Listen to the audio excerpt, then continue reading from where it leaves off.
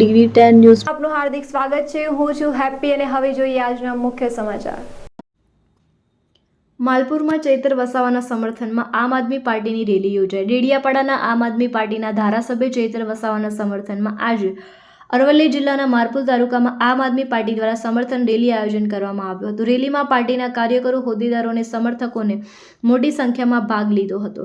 Rajpipla court દ્વારા one વિભાગ સાથે સંકળાયેલા એક કેસમાં ચૈતર વસાવાની સજા ફટકારવામાં આવ્યા બાદ રાજ્યભરમાં આમ આદમી પાર્ટી દ્વારા તેમના સમર્થનમાં તાલુકા અને જિલ્લા કક્ષાએ રેલીઓ અને વિવિધ કાર્યક્રમો યોજવામાં આવ્યા હતા। તેના ભાગરૂપે માલપુર પણ શાંતિપૂર્ણ રીતે સમર્થન રેલી યોજાઈ હતી।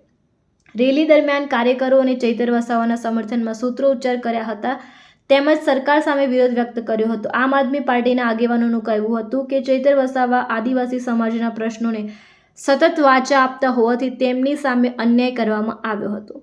તેમણે ચૈતર વસાવાને ન્યાય મળે તેવી માંગ સાથે સમગ્ર રાજ્યમાં લોકશાહીના ઢબે સમર્થન કાર્યક્રમો યોજી રહ્યા હોવાનું જણાવ્યું। માલપુરમાં યોજાયેલી આ રેલીમાં મોટી સંખ્યામાં કાર્યકરો અને સ્થાનિક સમર્થકો ઉપસ્થિત રહ્યા હતા। રિપોર્ટર રાજેન્દ્ર મકવાણા, માલપુર, અરવલ્લી। જોયું છે, સમગ્ર ભારત વર્ષ જોયું છે કે તાનાશાહીની મર્યાદા હદ વટાવી ચૂકી છે।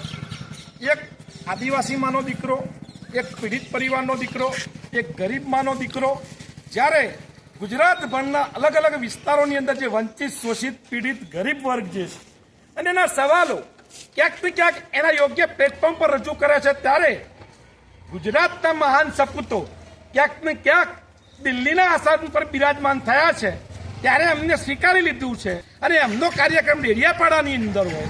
ડેડિયાપાડાની અંદર ભોજન સમારંભ, VVIP ટ્રીટમેન્ટ, AC ડોમ અને VVIP ટોયલેટ છોડી અને ગરીબ, વંચિત, પીડિત પ્રજા ખરા બપોરે ધૂપની અંદર કશી જ વિધાઉટ સર્વિસ જ્યારે ડેડિયાપાડાના ધારાસભ્યશ્રીની સભામાં જાય ત્યારે એમનાથી સહન થઈ શકતું નથી। એમને રોકવો છે, આ ગરીબ દીકરાને રોકવો છે અને માટે કાયદાની આટીગુટી કરી છે, કાયદાની આટીગુટી કરી છે અને એક ચૂંટાયેલા જનપ્રતિનિધિને, એક ધારાસભ્યશ્રીને ઐતિહાસિક રીતે ગુજરાતના ઇતિહાસના, ભારતના ઇતિહાસમાં એક ચૂંટાયેલા જનપ્રતિનિધિને પોતાના સેવાકાળ દરમિયાન ત્રીજી વાર જેલવાસ ભોગવાનો વારો આવ્યો છે।